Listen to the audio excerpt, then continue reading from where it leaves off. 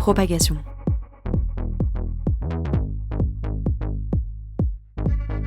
Le podcast qui décode la guerre informationnelle. Ça montre qu'en France, les médias traditionnels restent extrêmement prescripteurs ou formateurs, on va dire, des opinions de la population. Bonjour à toutes et à tous et bienvenue dans ce nouvel épisode de Propagation. Je suis, vous le savez quand même maintenant, Guillaume le dit, et je dois vous avouer quelque chose, chères auditrices et auditeurs. Depuis maintenant une dizaine d'épisodes, une question m'obsède. Les opérations d'ingérence étrangère informationnelle dont on parle depuis le début de cette émission fonctionnent-elles vraiment et ont-elles un impact dans l'opinion ? Depuis plusieurs années, chercheurs, experts en tout genre documentent méticuleusement les mécanismes de la désinformation. On a évoqué des fermatrolls russes, des campagnes coordonnées qui nous viennent de Chine d'ailleurs, des mesures actives même de manipulation, des manipulations algorithmiques, des deepfakes depuis quelques années aussi. On sait comment ça marche. Mais connaît-on vraiment leurs effets sur l'opinion publique ? Quand la Russie diffuse ses récits sur l'Ukraine, quand le Hamas ou Israël livre bataille narrative sur Gaza, quand la Chine tente d'imposer sa vision sur Taïwan, qui gagne et surtout qui perd, notamment dans l'opinion française ? On en avait un peu parlé avec le sondeur Jean-Yves Dormagin de Cluster 17 dans un épisode qui nous disait en substance qu'il était complexe évidemment de distinguer les effets de ces tentatives de déstabilisation. Et je m'étais dit à cette occasion que face à ces attaques, deux écueils nous guettent, sous-réagir et donc ouvrir notre écosystème à tous les vents mauvais, ou bien surréagir en adoptant des mesures liberticides ou de repli sur soi, qui, comme c'est le cas par exemple, quand on parle parfois d'antiterrorisme, peuvent nuire aux principes fondamentaux de la démocratie qu'on cherche justement à préserver. C'est légèrement paradoxal tout ça. Bref, pour calibrer la riposte, il faut mesurer l'impact. Et quelle ne fut pas ma joie quand on m'a fait parvenir une étude publiée en novembre 2024 par la Fondation Descartes et qui porte précisément sur, je cite son titre, « La pénétration en France des récits étrangers sur les conflits contemporains ». Cette étude, elle est signée Laurent Cordonnier, et j'ai le plaisir d'avoir en face de moi Laurent Cordonnier, ça tombe bien. Bonjour Laurent. Bonjour. Vous êtes docteur en sciences sociales, directeur de la recherche à la Fondation Descartes, chercheur associé au GEMAS, le groupe d'études des méthodes de l'analyse sociologique de la Sorbonne, c'est bien ça ? C'est ça. C'est bon, j'ai bon. Et votre approche, elle mêle sciences cognitives et sociologie pour comprendre les déterminants de notre exposition à la désinformation. On va rentrer un petit peu dans l'étude tous les deux, mais vous avez auparavant travaillé sur les théories du complot, le refus vaccinal et plus largement sur la question des croyances collectives, notamment avec Gérald Bronner. Vous signez cette étude qui, pour la première fois, à ma connaissance, alors peut-être que je me trompe, mais en France mesure la pénétration des récits étrangers sur 4 conflits majeurs, que j'ai évoqués rapidement, mais encore une fois, on va rentrer dans les détails. Bienvenue dans Propagation, merci d'être avec nous et de nous aider donc à décoder, à déchiffrer cette guerre des récits et surtout ses impacts sur la façon dont on peut effectivement percevoir ce qui se passe à l'étranger. Avant d'entrer dans les résultats de votre étude, j'aimerais qu'on s'arrête sur le point de départ. Pourquoi, globalement, on a si peu étudié les ingérences alors qu'on en connaît si bien les mécanismes, les effets des ingérences alors qu'on en connaît si bien les mécanismes, d'un point de vue global, et puis d'un point de vue peut-être plus personnel, qu'est-ce qui vous a amené, vous, à vous intéresser à ce sujet ? Je pense que c'est une très bonne question. En fait, ce qui m'a amené à m'intéresser au sujet, c'est précisément de constater, quand je me suis penché sur le sujet, la même chose que vous, c'est qu'on ne savait pas très bien mesurer les effets de ces opérations d'ingérence informationnelle étrangère, notamment des différents récits qui circulent autour des conflits et qui sont portés par les protagonistes de ces conflits. Et c'est en voyant un peu ce manque de connaissances que je me suis dit, on pourrait peut-être essayer de commencer à apporter une pierre à l'édifice en faisant une étude pour rentrer dans le sujet. Alors, si ça n'a pas été plus étudié, à mon avis, jusqu'à présent, c'est parce que, avant tout, c'est un objet extrêmement difficile à approcher. Comment mesurer en conditions naturelles l'effet de la circulation d'un message réellement sur les gens qui y sont exposés ou non, etc. D'un point de vue technique, je vais vous le dire, c'est plus facile alors je dis pas que c'est facile, mais c'est plus facile de s'intéresser à la circulation de ces récits. C'est ça. On peut les détecter sur les réseaux sociaux, par exemple, on peut les suivre. Il y a des gens qui le font de façon remarquable. Et c'est extrêmement important de le faire. Il ne s'agit pas d'opposer ces deux approches. C'est extrêmement important de le faire. Et pourquoi c'est difficile d'essayer de mesurer les impacts potentiels ? Parce qu'évidemment, les croyances qu'on entretient sur un sujet quelconque sont vraiment le fruit d'un faisceau de causalité qui vont nous amener ou non à croire à ça. Et comment distinguer là-dedans l'effet de l'exposition ou non à un message, etc. Donc c'est extrêmement compliqué. Et pour tout vous dire, juste pour vous donner un exemple, l'affaire Cambridge Analytica qui commence à dater aujourd'hui. On monte à 2012, c'est pas de bêtises. Je dis des bêtises. Je crois que c'est 2016. 2016, oui. Ouais, tout à fait. Et cette affaire-là, depuis lors, il y a eu énormément de littérature scientifique. Au début, tout le monde pensait que ça avait pu impacter massivement les élections américaines. Ensuite, les chercheurs sont un peu revenus là-dessus. Et aujourd'hui, on en est au stade où il n'y a pas vraiment de consensus qui se dégage.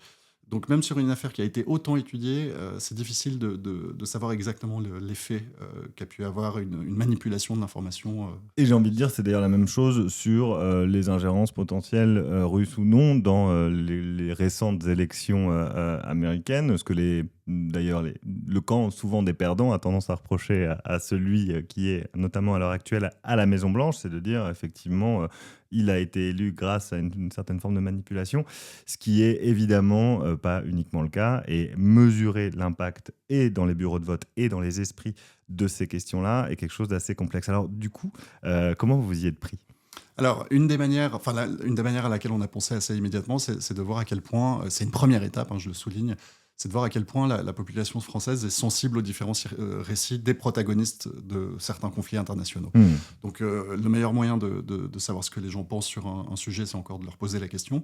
Et donc, on a procédé par sondage, on a interrogé 4000 Français qui composent un panel représentatif de la population adulte, et on leur a soumis des éléments centraux du récit des protagonistes respectifs de 4 conflits. Il faut peut-être s'arrêter sur ce que sont ces éléments centraux, peut-être évoquer les conflits et puis nous dire quels sont ces éléments centraux. C'est quoi ? Alors, l'élément central d'un récit, pour chaque récit, on en a sélectionné 3. Ce sont en fait les affirmations qui composent le cœur narratif du récit, par exemple sur un conflit.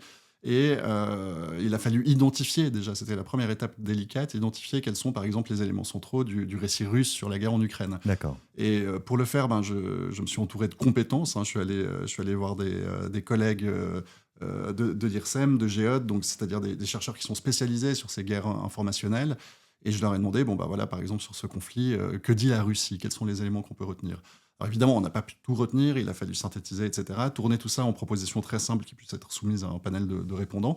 Et on a demandé aux répondants de se prononcer, de se dire à quel point ils étaient d'accord ou non avec ces éléments de récit. Et on l'a fait donc pour 4 conflits. On l'a fait pour le conflit Russie-Ukraine. On l'a fait pour le conflit Hamas-Israël, à partir des attentats, c'est du 7 octobre. C'était pas, on ne remonte pas avant et on s'intéresse uniquement au récit du Hamas, pas de tous les acteurs potentiellement impliqués dans le conflit. On l'a fait aussi pour les tensions qu'il existe entre la France et la junte malienne actuellement au pouvoir, autour de l'interprétation a posteriori, si vous voulez, des opérations Serval et Barkhane, depuis que la France est partie du Mali.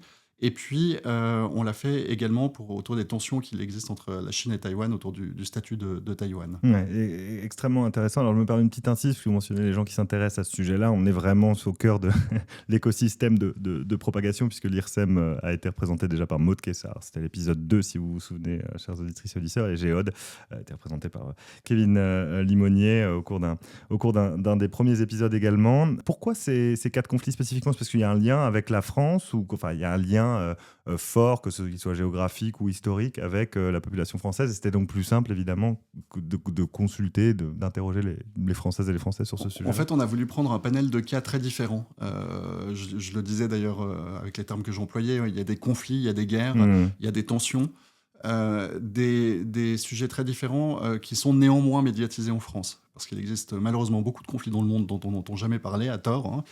Mais il fallait que des acteurs en parlent. Et sur certains des acteurs de ces conflits utilisent, on le sait, c'est documenté, des moyens d'ingérence informationnelle étrangère en France pour essayer de manipuler l'opinion. C'est le cas notamment de la Russie et de la Chine, qui, sur leurs conflits ou tensions respectives, font circuler des messages de manière inauthentique sur les réseaux sociaux en France, donc en gonflant artificiellement la visibilité de ces messages par différents moyens, par exemple. Et donc, mais c'est pas le cas sur d'autres conflits où c'est moins le cas. Donc, on voulait avoir comme ça un panel un peu complet de cas un peu différents. Et alors, on en parlait avec Jean-Yves Dormagin la dernière fois, mais c'est évidemment l'intérêt et la limite même du sondage, mais comment vous avez évité que le questionnaire, les formulations ne contaminent entre guillemets lui-même les réponses. Je suppose que vous êtes posé la question comme tout sondeur qui cadre effectivement des questions à poser à un panel. Absolument. Alors, dans un premier temps, on présentait chacun des conflits en quelques mots pour que les répondants aient bien en tête qu'on parle bien de la même chose qu'eux. Voilà. Et donc, on utilisait des termes très neutres et très factuels. Pour dire, à telle date, la Russie pénètre le territoire ukrainien. On évitait les termes qui pouvaient être chargés, si on veut, normativement, pour utiliser les termes les plus neutres possibles. Et puis ensuite, pour les éléments de récit eux-mêmes, donc ces éléments qui composent le récit, on en avait 3 par protagoniste de chaque conflit. On a vraiment essayé de prendre, en les reformulant parfois, mais en reprenant vraiment les affirmations des belligérants.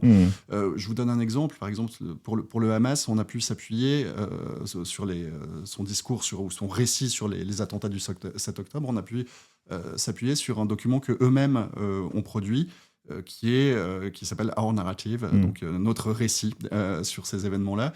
Et donc, c'est l'agence de presse du Hamas qui a produit ça. Le document n'a pas beaucoup circulé parce que probablement qu'en France, il pouvait faire l'objet de tomber sous le coup de la loi, on va le dire. Et donc, par exemple, le Hamas, dans ce document, dit qu'il se présente comme un groupe résistant, dit qu'ils n'ont pas ciblé de civils durant cette opération et ce genre de choses. Donc, on a pris ces éléments-là qu'on a retranscrits. Dans d'autres cas, ça venait plutôt de déclarations de dirigeants ou de prises de parole officielles de gouvernance. C'était plus facile dans ces autres cas parce que le Hamas n'est pas une structure officielle. Donc, il fallait trouver quand même une voix qui les représente réellement. Et donc, leur agence de presse nous semblait être la bonne piste. Oui, ça paraît être à peu près cohérent. Et donc, du coup, vous êtes vraiment penché sur cette anatomie en fait, des propagations de ces messages, ces narratifs et de ces récits. Qu'est-ce que vous avez trouvé ? On a trouvé beaucoup de choses. Ça tombe bien, on a un peu de temps pour en parler. Une des choses qu'on a trouvées, c'est que évidemment tous ces récits ne rencontrent pas la même réception auprès des Français. Donc on a des récits qui sont... je parle dans l'étude de sensibilité à ces récits, donc de réceptivité si vous voulez. Il y a des récits auxquels la population française est beaucoup plus sensible, réceptive qu'à d'autres. C'est le cas pour le récit ukrainien, auquel les Français sont très réceptifs, taïwanais aussi sur son conflit. Le récit israélien sur le conflit est un peu moins bien reçu, mais toujours reçu positivement par une majorité de la population. Attention, les chiffres dont je vous parle là datent d'août 2024. D'accord. Donc les choses ont pu évoluer depuis et peut-être que je vous glisserai un mot sur le sujet plus tard. J'espère. Le récit du Hamas est moins bien reçu que le récit israélien, le récit de même pour le récit malien et les récits russes et chinois sont ceux qui sont vraiment les moins bien reçus en France. D'accord, donc on a effectivement ça peut paraître un peu contre-intuitif puisqu'on dit souvent, on agite souvent effectivement une espèce de crainte, une espèce de peur de la menace de l'ingérence étrangère, de la façon dont on en parlait d'ailleurs notamment avec Kevin Limonier, de représentation de notamment Vladimir Poutine qui tire les ficelles et qui en utilisant X ou autre, même chose avec Xi Jinping et TikTok, pourrait façonner comme ça l'opinion notamment de notre pays. En fait, ce que tend à montrer votre étude, c'est qu'on est peut-être plus résilient que ce qu'on a l'impression d'être. Pour vous donner un exemple, les 3 éléments du récit russe sont reçus positivement par moins de 20% de la population française. D'accord. Voilà. Donc, ça n'a pas l'air d'être un très grand succès, on va dire. Ça ne veut pas dire que ces opérations d'ingérence russe, d'ingérence informationnelle russe dans l'espace numérique français, n'a aucun effet. Parce que ce qu'on observe aussi dans l'étude, c'est que cette sensibilité est corrélée au comportement informationnel des Français. Alors c'était ça, effectivement, une partie de là où je voulais vous emmener. Ça tombe bien, vous me faites des transitions vous-même. Merci beaucoup, Laurent Cordonnier. Le fait est, est-ce que vous avez corrélé effectivement la façon dont les gens s'informent ? Est-ce que quand les gens s'informent principalement sur les réseaux sociaux, puisqu'on mentionnait cet exemple tout à l'heure, ils ont plus tendance à croire au narratif des belligérants. Oui, alors clairement, on a des corrélations positives, c'est associé positivement. Le fait de s'informer davantage sur l'actualité, sur les réseaux sociaux, mais aussi sur YouTube ou via les messageries instantanées, des endroits qui sont beaucoup plus susceptibles que les médias traditionnels de porter les opérations d'ingérence étrangère en France. les gens qui s'informent sur l'actualité internationale et géopolitique via ces plateformes ont davantage tendance à être sensibles aux récits chinois, aux récits russes également. D'accord. Donc ça peut être l'indice d'un effet, en réalité, de ces opérations d'ingérence informationnelle étrangère dans l'espace numérique. D'autant plus que, évidemment, ce n'est pas simplement des corrélations. J'ai aussi, dans mes analyses statistiques, contrôlé l'effet des autres variables des individus. Parce que je vous donne juste un exemple. Par exemple, les personnes plus âgées en France sont moins sensibles aux récits russes et aux récits chinois que le reste de la population. En particulier les 65 ans et plus sont très très peu, encore moins réceptifs que le reste de la population, qui l'est déjà peu, on va dire. Et donc, évidemment que ces gens-là s'informent aussi moins sur les réseaux sociaux, probablement que les plus jeunes. Donc, cette corrélation que je vous décrivais avant, elle pourrait être simplement due à un effet d'âge. Eh bien non, en réalité, j'ai fait des tests statistiques qui permettent de montrer qu'il y a vraiment un effet spécifique des réseaux sociaux. Quel que soit l'âge auquel voilà. on les consulte ou pas, effectivement. C'est pas simplement générationnel. En contrôlant l'âge, on observe cet effet-là, par exemple, mais en contrôlant aussi le niveau de diplôme, le niveau de revenu, le genre, etc. D'accord. Et pour rentrer dans le détail et pour comprendre, vous dites 20% de la population est sensible, c'est quand même pas rien. Pour prendre l'exemple du conflit russo-ukrainien, de la guerre en Ukraine. C'était quoi les éléments centraux du récit russe que vous avez testé? Parce que ça fait quand même un Français sur 5, si on élargit. C'est à quoi ils croient ou à quoi ils sont réceptifs? Alors, 20%, c'est pour l'élément de récit qui a le plus marché. D'accord. Donc, ça descend à 12% pour celui qui a le moins bien marché, ce qui est vraiment... ce qui n'est pas très élevé. Alors, on a testé 3 éléments de récit pour la Russie. Tout tourne autour de la même idée, c'est que la Russie s'est retrouvée dans une situation où elle était contrainte d'attaquer l'Ukraine. Elle n'avait pas le choix, bien sûr. Voilà, et les 3 éléments du récit qu'on a testés, c'est la Russie a été contrainte d'attaquer l'Ukraine pour se défendre de l'élargissement de l'OTAN à ses frontières, premier élément. Deuxième, pour protéger les populations ukrainiennes qui vivent à l'est, les populations russophones qui vivent à l'est de l'Ukraine, des violences que lui ferait subir l'État ukrainien. Et troisièmement, c'est l'item qui a le moins marché d'ailleurs, c'est pour dénazifier en fait le gouvernement ukrainien, pour débarrasser l'Ukraine de son régime corrompu et nazi en fait. Et c'est là, effectivement, c'est là où je voulais en venir, c'est que cette notion de dénazification du régime de Zelensky est un élément qui a peu été repris par les relais, les influenceurs, on va dire relais, puisque quand on parle de propagation, on sait, depuis notamment Dominique Boulier, qu'on a aussi reçu, je vais arrêter de dire qu'on a reçu tout le monde, mais on sait depuis, pas seulement Dominique Boulier, mais depuis un certain nombre d'études, qu'on a effectivement des super spreaders, comme quand on parle d'épidémiologie. Et ces super spreaders sont souvent des personnalités publiques, qu'ils soient influenceurs sur les réseaux sociaux ou hommes et femmes politiques. C'est là où je voulais en venir. Ce récit sur la dénazification n'a pas été repris. En revanche, celui sur l'élargissement de l'OTAN et la réponse presque obligée des autorités russes face à ça, lui a été porté par un certain nombre de figures publiques. Est-ce que ça, vous l'avez intégré, factorisé dans votre étude? Alors non, mais ça sort dans les résultats précisément. Cette affaire de dénazification, c'était de la propagande à destination de la population russe. C'était pas, voire ukrainienne de la part des Russes. C'était pas du tout un produit d'exportation à la base. C'était pas censé aller en Occident. Pourquoi ? Parce que les stratèges de communication russes savaient très bien que ça allait pas bien prendre chez nous. Au sein de la population française, faire croire que comme ça il y a un gouvernement nazi en Ukraine, c'est un peu gros à avaler. Donc c'était pas un produit d'exportation, mais il s'est exporté néanmoins. Et quand vous le dites que ça n'a pas circulé chez nous, oui, ça a circulé, mais dans des, je peux le dire puisque je l'ai vu quand même, mais dans des groupes, on va dire déjà assez radicalisés sur cette question. Ça a moins diffusé auprès du grand public, ou alors de manière parfois un peu ironique au contraire. Ouais, c'est ça. Ouais, et donc, en effet, on voit une gradation. Ces éléments qui ont moins circulé et qui n'étaient pas, on va dire, tailorés, qui n'étaient pas taillés pour pour notre population, marche moins bien. Voilà. Donc effectivement, ce qui tente à prouver que quand c'est fait pour marcher dans notre écosystème informationnel à nous, ça a tendance à être effectivement un peu plus repris en jouant sur effectivement cette notion de reprise par des figures publiques notamment. On va pas s'attarder sur le conflit Hamas-Israël puisqu'on va prendre le temps de le faire pendant tout un épisode dans pas longtemps. Voilà, donc je vous spoil un petit peu la suite, mais j'aimerais passer justement à prendre le temps de parler aussi du Mali, de la façon dont les récits, parce que c'est intéressant, il y a le récit des belligérants, mais la France est du coup parmi les belligérants.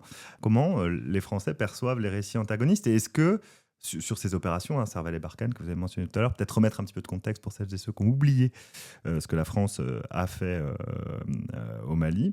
Donc, est-ce que le récit des autorités maliennes a un meilleur taux de pénétration du fait de notre passé notre passé colonial lié à ce pays-là? Probablement. Alors, la première chose que je voudrais dire sur les récits, qu'ils soient de la junte malienne actuellement au pouvoir ou de la France sur ce qui s'est passé entre 2013 et 2022, donc l'intervention française à la demande des États de la région du Sahel, l'intervention militaire, et puis le retrait des Français par la suite qui ont été chassés par la junte qui est arrivée à la tête du pays.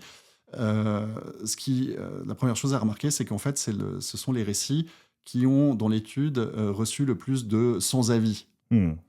Ça veut dire quoi? Ça veut dire qu'en fait, très honnêtement, les Français ne sont pas au courant de ce qui s'est passé là-bas. Ça a été peu médiatisé. Ça traduit aussi un certain nombre de... Et ça peut sembler paradoxal, parce que comme vous le soulignez, c'est le seul des conflits qu'on a étudié qui implique directement, qui a impliqué, alors il est un peu froid maintenant, mais qui a impliqué la France. Oui, en 2022, c'était comme on en parlait pas mal quand même. Donc 2024, Absolument. On aurait pu avoir deux, trois souvenirs. Et en effet, le récit qui a le plus marché du côté de la junte malienne, c'est celui qui consiste à dire que les opérations Serval et Barkhane, c'était des opérations néocoloniales. Et donc, c'est bien ce qui se passe, c'est qu'à cet item-là, on a près de 40% de la population qui est favorable à cet item, qui est plus ou moins d'accord avec cette affirmation d'opération néocoloniale. Il y a un terrain favorable à ça. Voilà. Ce récit-là est assez et là, on trouve, sans grande surprise, des accointances politiques, en fait. Les gens qui sont d'accord avec le récit du Mali, de la junte malienne actuellement au pouvoir, sont davantage des personnes proches de l'extrême gauche en France. Donc, ce discours néocolonial résonne beaucoup plus auprès de cette population qu'auprès du reste de la population française. Oui, bien sûr, ce qui est logique quand on connaît les positions des différents partis et mouvements politiques sur ces sujets-là. Mais c'est intéressant, encore une fois, c'est logique, mais c'est intéressant de mettre des chiffres derrière et de trouver des données empiriques pour prouver effectivement. Alors, ça peut donner des idées à un certain nombre de belligérants. Ça souligne une chose que vous évoquiez un peu en début d'émission, c'est cette idée que un récit va fonctionner plus ou moins et a plus de chances de fonctionner s'il s'appuie sur des éléments qui résonnent auprès de la population. Et cet aspect, faire appel au passé peu glorieux de la colonisation française, évidemment, ça va résonner auprès d'une partie de la population. Et donc, c'est là qu'on comprend aussi que les personnes qui cherchent à manipuler les opinions, quand c'est le cas, quand elles le font, elles vont le faire en appuyant sur des lignes de fracture qui existent, ou des lignes mémorielles, etc., qui existent au sein de la population. Et c'est pas pour rien qu'on a vu que les opérations russes qui ont mobilisé des stratégies comme celle des étoiles de David. Voilà, on peut se dire, mais quel lien entre les étoiles de David et les Russes? Il se trouve qu'ils ont été attrapés, c'était eux qui étaient derrière cette affaire. Et donc, l'idée, c'était d'appuyer tout à coup sur l'antisémitisme en France.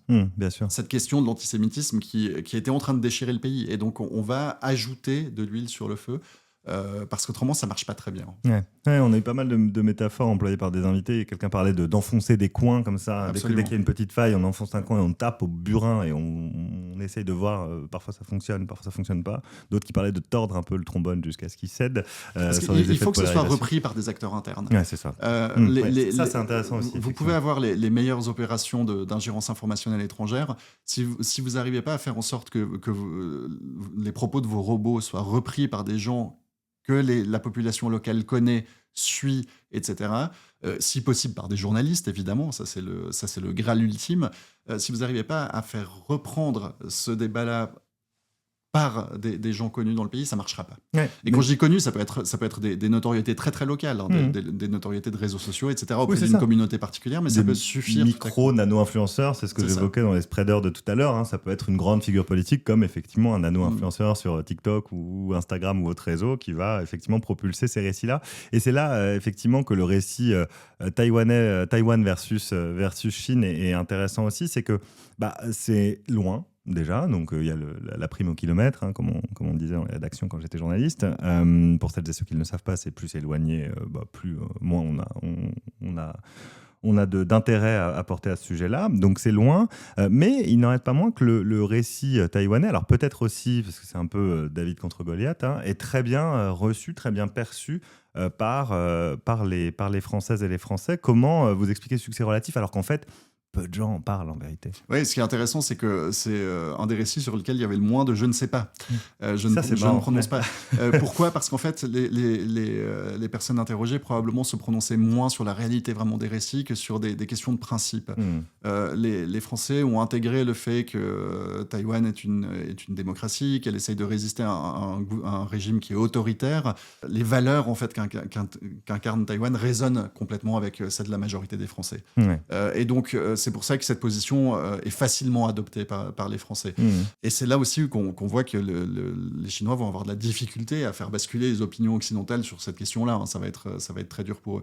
Ça ne veut pas dire pour autant que les Français seront prêts forcément à soutenir une intervention militaire française, par exemple, en cas d'attaque de Taïwan par la Chine. Mais en tout cas, ça veut dire qu'ils n'adhèrent pas au récit chinois sur ce cas particulier. Il faut dire aussi que probablement que les Chinois sont moins, on va dire, connaissent moins ou sont moins sensibles aux récits qui sont susceptibles de fonctionner en France. Ouais, d'accord. Les Russes sont bien plus avancés, comprennent mieux les lignes de clivage en France et dans d'autres pays occidentaux que les Chinois. Pour eux, ça doit être simplement culturellement plus éloigné aussi. Oui, et puis il y a une installation, une histoire russe de l'espionnage en France et de l'étude de la société française qui est plus longue, et des relais en France. C'est deux peuples qui se connaissent extrêmement bien, les Russes et les Français. C'est pas le cas de la Chine. Et puis un dernier élément pour expliquer l'insuccès des tentatives de manipulation chinoise sur cette question-là. C'est que les Français ont, et je l'ai testé aussi dans cette étude, une mauvaise image de la Chine de manière générale. Il y a vraiment un truc... Donc, a priori, si vous voulez, dès qu'on va dire les Chinois pensent que, déjà, ça part pas très très bien pour ce qui va suivre. J'en ris, mais c'est effectivement intéressant, encore une fois, de pouvoir prouver ce genre de peut-être d'a priori qu'on peut avoir ou de préjugés qu'on peut avoir sur un certain nombre de ces sujets-là. Vous les avez évoqués comme ça au fur et à mesure de notre conversation, mais il y a quand même des facteurs de sensibilité. Pourquoi est-ce qu'on croit ce qu'on croit? Pourquoi on est plus sensible à des récits qu'un autre? Vous avez mentionné l'orientation politique. La question que je me pose en parlant des gens qui se situent plutôt à gauche ou à l'extrême gauche, comment se structure ce clivage en fait? Est-ce qu'on a cette fameuse théorie du fer à cheval à laquelle, à titre personnel, je ne souscris pas, mais est-ce que les gens qui se positionnent, on va dire, à l'extrême aux deux extrêmes de l'échiquier politique sont plus à même de se faire le relais de propagande d'acteurs étrangers?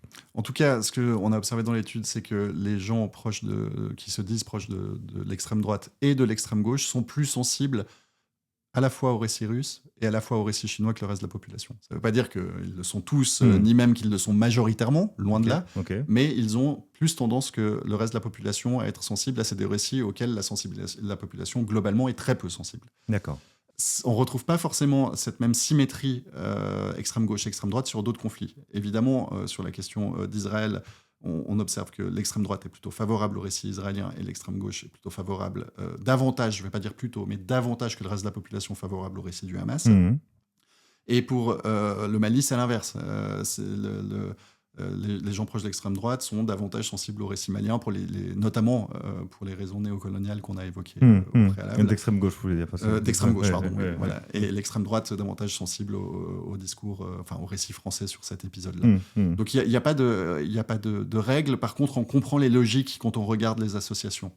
On se dit, ok, je vois pourquoi j'observe ce que j'observe. D'accord. Et logique. Et vous l'avez mentionné en passant tout à l'heure, mais peut-être que sur le niveau d'éducation et le capital culturel, si on parle de déterminant, est-ce que celui-ci aussi a Est-ce qu'on est plus perméable quand on est moins éduqué et donc qu'on a effectivement un rapport à l'information qui est sans doute moins réflexif? Est-ce qu'on est plus perméable au récit Alors, j'ai observé des corrélations très faibles pour le coup, mais néanmoins significatives d'un point de vue statistique. D'accord. Entre le fait d'être moins diplômé et d'être davantage sensible aux récits russes et chinois, par exemple. Ok. Ça, c'est clair. En revanche, ce qui est plus intéressant, c'est que j'ai passé à mes répondants un petit quiz de culture géopolitique qui était composé, je crois, d'une douzaine d'items et d'inégales difficultés. Donc voilà, tout le monde ne pouvait pas réussir à répondre correctement à tous. Et je pense qu'on serait beaucoup à s'être planté sur pas mal de ces items. Donc c'était prévu pour vraiment essayer d'avoir une gradation de difficulté. J'ai pas très envie d'y répondre maintenant. Je me rappelle plus des items d'ailleurs. Bon, ça va. Et je suis même plus sûr de me rappeler des bonnes réponses. Mais ce que j'observe là, c'est par contre des liens plus forts statistiquement. Les personnes qui sont effectivement qui ont des compétences ou un niveau de connaissance de culture générale géopolitique plus faible sont davantage, et là le lien est plus fort, sensibles au récit russe, au récit chinois, mais aussi au récit du Hamas et au récit malien. D'accord, mais ça c'est pas forcément du coup corrélé au diplôme, c'est presque plus précis que, voilà, que le niveau de diplôme. C'est probablement aussi corrélé au niveau de diplôme, mais par contre ce facteur-là précis est plus fortement associé aux sensibilités aux différents récits que le niveau de diplôme lui-même. Très bien, et alors c'est vraiment super, toutes ces trouvailles sont extrêmement intéressantes à étudier encore une fois, et une fois qu'on a fait ce constat, vous dites c'est une photographie donc sur août 2024, vous me voyez venir, est-ce que vous avez vocation à réitérer cette étude-là? Est-ce que c'est déjà fait? Est-ce que vous pouvez en parler? Alors ça a été fait en septembre 2025, donc cette année. J'ai retesté les mêmes items du récit autour du conflit Ukraine-Russie et autour du conflit Hamas-Israël. D'accord. J'ai gardé que cela parce que voilà, c'était une étude plus générale sur d'autres sujets, il fallait que je réduise le nombre d'items, mais j'ai gardé ces deux conflits-là parce que c'est ceux sur lesquels il y a eu le plus d'évolution. Entre la Chine et Taïwan, les tensions continuent, et le Mali, ça commence heureusement à s'éloigner un peu de nos préoccupations. Exact, ouais. Et donc, en tout cas, la lecture, pas le Mali lui-même, la lecture des événements de Serval et Barkhane. Et donc, l'opération militaire française. Oui, voilà, exactement. Soyons précis. Et donc, ce que je peux vous dire, sans trop divulgacher, comme on dit en bon français, ce que je peux vous dire, c'est que ça n'a pas beaucoup bougé, les sensibilités. D'accord. Étonnamment peu, en réalité. Okay. Et ça m'a donné... alors, ça a été un élément de surprise, et d'un autre côté, ça m'a donné confiance dans mes résultats. Je me dis, bon, OK, on reteste ça sur... c'était plus 4000 parce qu'il y avait des mineurs, et j'ai pas voulu poser ces questions-là à des mineurs. Donc, si j'ai gardé que les 18 ans et plus pour ces items-là, j'ai 3907 répondants cette année sur ces sujets-là, toujours représentatifs de la population adulte. Et c'est extrêmement proche de ce que j'ai mesuré l'année dernière. Okay. On voit une légère érosion de la sensibilité au récit israélien, en particulier sur un des éléments de ce récit, c'était celui qui affirme, c'est ce que dit Israël, que sa riposte aux attentats du 7 octobre ne vise pas les populations civiles palestiniennes, mais vise uniquement à détruire le Hamas et à libérer les otages. Et cet élément-là, en particulier, du récit israélien, s'est érodé. Et à l'inverse, du côté du récit du Hamas, pardon, pas palestinien, mais du Hamas, le fait de dire que la riposte d'Israël constitue un génocide contre les Palestiniens, ça c'est un élément qui s'est renforcé. Et donc encore on comprend. Il y a eu des évolutions, il y a eu des faits qui ont prouvé effectivement un certain nombre de choses. Mais c'est très intéressant parce qu'on voit que tout à coup cet élément, c'était moins le cas en août 2024 que ça ne l'était en septembre 2025. Cette question du génocide a commencé à devenir une question légitime qui est traitée dans les médias, qui a fait l'objet des entités qu'on peut dire assez légitimes aux yeux de la population, on commence à utiliser ce terme, etc. Donc les Français ont bougé sur ces lignes, mais pas tellement du fait de quelque intervention étrangère dans les informations, etc., mais simplement parce qu'en fait, cette question-là est devenue une position qu'on peut avoir plus facilement qu'avant, en se disant c'est bien ce que disent certains médias, c'est bien ce que disent certaines organisations qui a priori sont pas pro-Hamas, etc. Donc en fait, c'est le fait que ce soit devenu un élément qui n'est, et ça l'était déjà au début, pas que du Hamas en fait. Ce qui tend à démontrer que la population française est plus résiliente que ça face à la propagande, j'allais dire, la propagande bête et méchante, hein, pour reprendre typiquement des vidéos en pré-roll sur YouTube qui présentent effectivement l'action de l'armée israélienne comme étant une action qui vise à préserver les civils et qui est typiquement le narratif de l'armée la plus morale du monde. Ce sont des choses qu'on a pu entendre de façon assez massive au début de l'opération sur Gaza. Donc on pouvait se dire, tiens, ça a peut-être un impact. Et là, ça tente à prouver qu'on est quand même collectivement encore dans un rapport à l'information qui est plutôt patient et qui attend que justement les faits soient démontrés, qu'il y ait un petit peu de recul pour pouvoir se positionner sur ces récits-là. Oui, je suis d'accord avec cette analyse et on peut le dire aussi un peu autrement, peut-être de façon un peu plus polémique, mais ça montre qu'en France, les médias traditionnels restent extrêmement prescripteurs ou formateurs, on va dire, des opinions de la population. Ça va faire plaisir à certains camarades journalistes. Mais bien plus qu'ils ne pensent eux-mêmes. Ouais, moi, je parle tout le temps à des journalistes qui me disent on nous lit plus, on nous fait pas confiance, etc. Là, dans une étude qu'on va sortir, je montre que par rapport à tous les autres canaux d'information, les médias traditionnels sont de très loin devant en termes tant d'utilisation pour s'informer sur l'actualité par les Français que de confiance qu'ils leur attribuent. Quand on pose comme ça ex nihilo la question est-ce que vous avez confiance dans les médias, on a des réponses extrêmement basses. Les Français disent oh, ah bah non. On déteste les journalistes presque plus que les policiers. Tout ça. Et en fait, quand on dit parmi ces canaux, dites-nous ceux dans lesquels vous faites le plus confiance, les médias écrasent tout le monde. Et donc les Français, à juste titre, parce que les médias en France ne sont pas contrôlés, ne sont pas à la solde d'une entité particulière, sont divers, sont pluriels, etc. Sont pas d'accord entre eux sur tous les aspects, mais en tout cas restent très largement prescripteurs dans le sens où en tout cas influencent beaucoup dans le sens où dès lors que dans les médias ça devient légitime de parler d'une question, ça change les positions dans la population. Et c'est bien pour ça qu'effectivement quand on parle de propagation, et c'est ce qu'on fait d'ailleurs, qu'on fait avec un certain nombre de nos invités, mais l'écosystème informationnel au sens large, ce n'est pas que les réseaux sociaux, c'est aussi la volonté pour un certain nombre des belligérants que vous avez étudiés d'influencer plutôt, pour parler correctement français, les médias dits traditionnels et la volonté d'un certain nombre d'acteurs, notamment très riches, de les posséder pour faire passer un certain nombre de messages, pas forcément les mêmes d'ailleurs, ne me faites pas dire ce que je n'ai pas dit, mais de faire passer un certain nombre de messages et de peser sur l'opinion publique. Donc ça a plus effectivement d'impact et ça, c'est quelque chose qu'on remarque et qu'on repère depuis un certain temps, ce qui ne veut pas dire qu'il ne faut pas se pencher sur la façon dont ces acteurs essayent de peser sur nos esprits et de nous faire peut-être parfois changer d'opinion. Donc une fois qu'on a dit tout ça, comment on calibre justement notre riposte, si riposte il doit y avoir, et quand je dis notre riposte, c'est celle de nos démocraties au sens large, de nos institutions, des gens dits de bonne volonté, pour maintenir une forme d'espace public un peu sain. Et je reviens à ce que je disais en introduction, mais ce que vous disiez aussi, éviter ce double écueil entre d'un côté minimiser, dire c'est pas grave, on est résilient, tout va bien, et exagérer un peu la menace en agitant des chiffons rouges et en disant regardez, si tu ouvres TikTok, tu vas vouloir instaurer une dictature communiste, par exemple, en France. Oui, tout à fait. C'est ce qui a motivé vraiment cette étude, c'est de se dire que pour savoir comment réagir, il faut mesurer les effets au préalable. On ne réagira pas de la même manière si les effets de ces attaques sont dramatiques sur l'opinion que s'ils sont faibles. Et donc là, je veux vraiment souligner le fait que cette étude-là, qui montre visiblement un effet modéré sur les représentations des conflits, mais qui montre quand même potentiellement un effet avec ce lien du comportement informationnel des Français. Quand même, sur les réseaux sociaux, on est plus sensible. Il porte sur un aspect des effets que peuvent avoir les ingérences informationnelles. C'est celui de changer les représentations sur un événement en cours. Les représentations sur un conflit étranger. Voilà. Et là-dessus, ça n'a pas l'air de marcher très très bien, pour les raisons qu'on a évoquées. Mais en revanche, je ne dis rien sur les effets que ça peut avoir sur la polarisation au sein de la population française. Et c'est à ça que je voulais.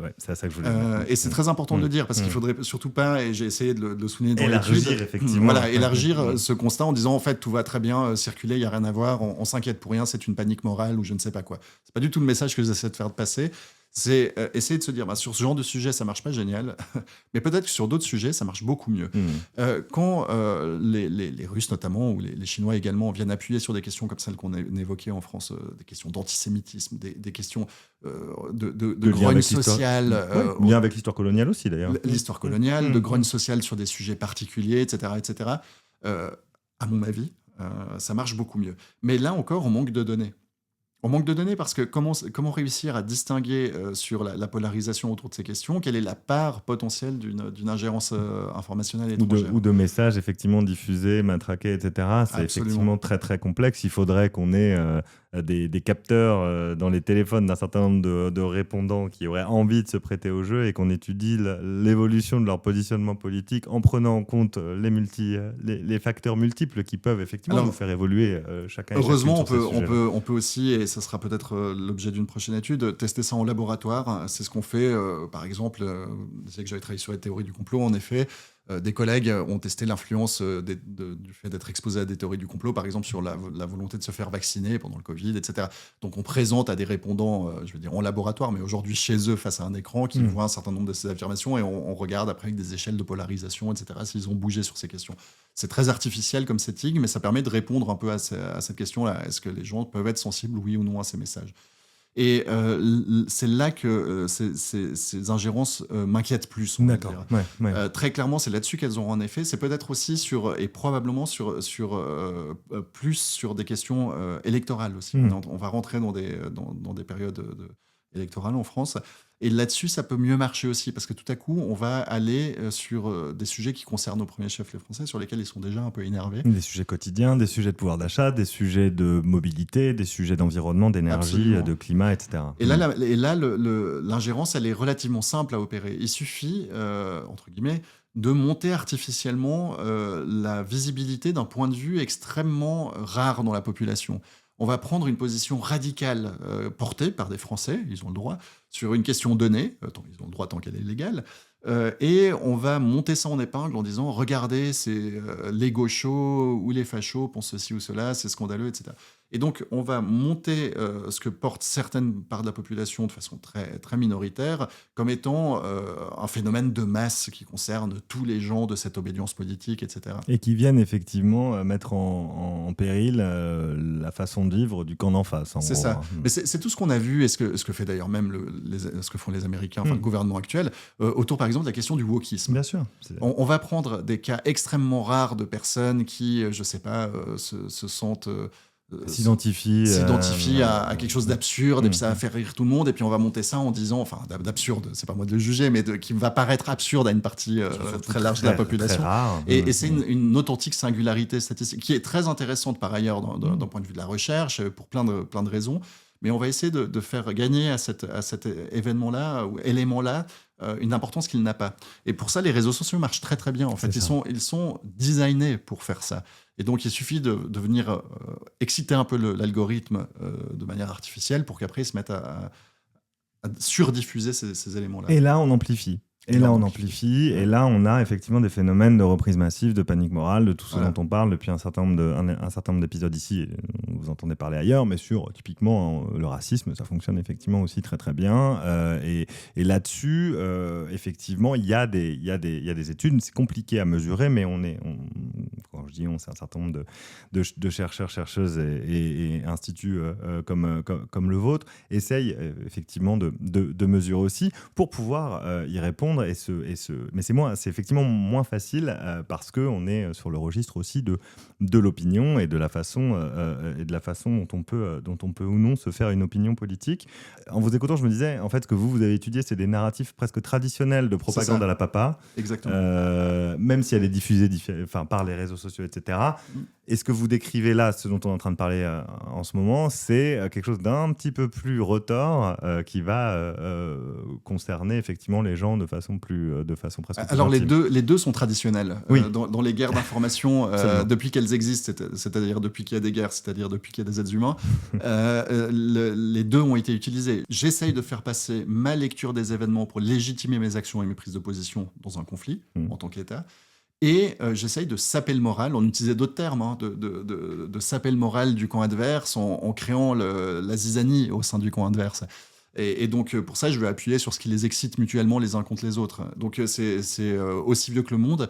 Mais évidemment qu'aujourd'hui, on est dans une situation extrêmement particulière, c'est qu'on a l'outil rêvé pour faire ça. Ouais. C'est les réseaux sociaux qui ont été designés pour créer de la polémique, pour surreprésenter les messages les plus radicaux et les plus rares statistiquement, en quelque sorte. Et les affects tristes et les émotions. Et les affects tristes, etc. Et donc, c'est du pain béni, en fait, pour ces opérations-là. Et puis, évidemment, là, très vite, toutes sortes d'acteurs internes vont s'en mêler, vont reprendre à leur compte ces choses-là, alors que ça va peut-être être moins le cas sur des conflits étrangers, etc., où aller se mouiller, c'est moins enthousiasmant. On a des outils parfaits, on a aussi des adversaires qui émergent et qui n'étaient pas forcément des adversaires il y a de ça quelques années, en tout cas des adversaires sur le terrain de l'information et sur la façon dont, effectivement, pousser un certain nombre de messages. On parle de la Russie, mais on a aussi parlé des États-Unis dans un certain nombre de l'administration. Je pense que vous en avez parlé avec Maud Kessar, notamment, qui est extrêmement spécialiste de ces questions et brillante sur ces sujets. Sur un certain nombre de sujets. Et on remarque effectivement ces deux, la diplomatie dite traditionnelle et maintenant la façon dont on s'attaque effectivement à ce qui peut nous diviser en tant que société relativement soudée, jusqu'à un certain point en tout cas. On finit malheureusement toujours à peu près sur le même sujet, mais est-ce que vous notez une accélération là, entre 2024 et 2025 de justement la façon dont ces messages sont diffusés, notamment techniquement, hein. On a des expérimentations à ciel ouvert, l'impression d'ouvrir une boîte de Pandore, d'avoir ouvert une boîte de Pandore qu'on ne peut pas refermer et que certains continuent à ouvrir avec notamment des deepfakes générés à l'appel avec un outil qui s'appelle Sora 2 qui n'est pas encore arrivé en Europe officiellement. Je crois que ce n'est pas le cas en effet. Oui. Voilà. Donc est-ce que là-dessus ça vous rend plutôt pessimiste ou est-ce que vous observez déjà... Alors, les gens qui observent ces circulations, notamment ce que nous ont dit Viginum sur ces questions, c'est que ça ne tarit pas, que ça continue. Les modalités vont se différencier. Là, il y a encore eu ces fausses vidéos storage justement sur ces soldats ukrainiens qui se rendent, etc., alors que c'est totalement du deepfake. Quel impact ça aura exactement, c'est difficile à dire. Ce dont je suis certain, c'est que le message qu'il faut qu'on arrive à faire passer aux Français, avant tout, c'est de leur faire comprendre que les réseaux sociaux, c'est un miroir déformant de notre réalité. Et c'est à la fois un miroir déformant et un miroir aux alouettes. Parce que moi, avant de faire cette étude en 2024, j'avais l'impression sur X, parce que j'y suis, alors je poste très peu, mais j'y navigue, ce qui n'est pas bon pour ma santé mentale. J'avais l'impression, je pouvais avoir l'impression, littéralement, que 50% de la population française était pro-russe. Je voyais que ça. Je passe l'étude, je vois que l'item pro-russe qui marche le mieux arrive à peine à 20% et que les autres sont plutôt à 10%. Je me dis, ok, en fait, j'étais victime de ce miroir déformant. Mais j'ai beau le savoir, hein, c'est ça qui est intéressant, c'est que j'ai beau le savoir, ça étudier le sujet, être voilà, dedans, exactement. Ça ne m'empêche pas de me mettre dans un état où je me dis un peu d'assiéger en me disant, mais en fait, il y a vraiment une partie de la population qui est en train de complètement vriller, il va falloir qu'on se batte, etc. Il faut garder un peu raison sur ces questions-là et se dire, ok, c'est un miroir extrêmement déformant. J'ai l'impression que les Français arrivent pas mal encore à faire le tri entre le bon grain et l'ivraie. C'est pas parce qu'ils traînent sur ces réseaux qu'ils voient des contenus qu'ils y adhèrent, que quand les sujets sont importants, ils attendent la confirmation dans des vrais médias de l'information. Ça s'est vu pendant le Covid, par exemple. Bien sûr. Et même parmi les franges les plus complotistes, parfois c'est très rigolo, que je suis depuis des années, quand il y a une information factuelle qui sort, etc., y compris dans leurs pseudo-médias, ils vont attendre, et ils le disent d'ailleurs ouvertement, attendons que ça sorte dans la presse quand même pour savoir si c'est vrai ou pas. Bon, on se dit, ok, même eux ont ce réflexe-là. Parce que les Français sont loin d'être idiots et loin d'être naïfs. Ils savent très bien que ce qu'on croise par hasard sur un réseau social, c'est pas le même niveau de preuve que ce qu'un journal ou une télévision qui a pignon sur rue dit. Ça ne veut pas dire que les grands médias ne se trompent jamais, ça veut pas dire que parfois ils n'essayent pas de faire passer un message ou un autre, mais sur les questions factuelles, on a de très bonnes raisons de leur faire davantage confiance. Ça ne veut pas dire que parfois ils se trompent, hein. Pour prendre l'exemple du Covid, la question du laboratoire était tout à fait dénigrée au début, maintenant c'est un petit peu plus complexe. La figure de Diraout émerge grâce aux médias qui cherchent des réponses, comme tous les Français à l'époque, mais qui font émerger la figure, qui constitue un certain nombre de carnage dans la façon dont l'appréhension globale de la population française sur le sujet. Donc il y a une part de responsabilité aussi des médias traditionnels, mais d'autant plus que ce que vous disiez, le côté, ce qu'on appelait le côté gatekeeper, hein, donc littéralement gardien de la porte, est encore là et encore assez solide. pour effectivement qu'on arrive collectivement à faire la part des choses. En tout cas, c'est ce qu'on se souhaite à toutes et à tous, auditrices et auditeurs de Propagation, mais aussi évidemment celles et ceux qui ne nous écoutent pas encore, mais ça viendra. Merci beaucoup d'avoir pris le temps de passer par chez nous. Merci pour l'invitation. Et puis vous nous direz quand sort la prochaine étude, qu'on puisse faire un petit relais sur nos réseaux. Vous êtes le bienvenu en tout cas pour en reparler dans quelques temps. Merci à vous, et puis chers auditrices et auditeurs, moi je vous donne rendez-vous évidemment pour un épisode la semaine prochaine dont je ne peux pas vous dire ce à quoi il sera consacré. C'est une surprise parce que je ne m'en souviens plus, mais continuez à vous abonner sur l'ensemble des plateformes, à commenter, à nous envoyer vos remarques et vos réflexions. C'est effectivement très intéressant. Je sais que certains d'entre vous se plaignent du fait que Hebdo c'est difficile à suivre. Les vacances de Noël arrivent, profitez-en pour nous écouter dans les transports. Merci. Propagation, un podcast produit par Justin Poncet, d'Opsy.ai. Animation Guillaume Ledy. Réalisation Roman Munier. Générique Martin Commandeur. Graphisme Gauthier Gevray. À la semaine prochaine.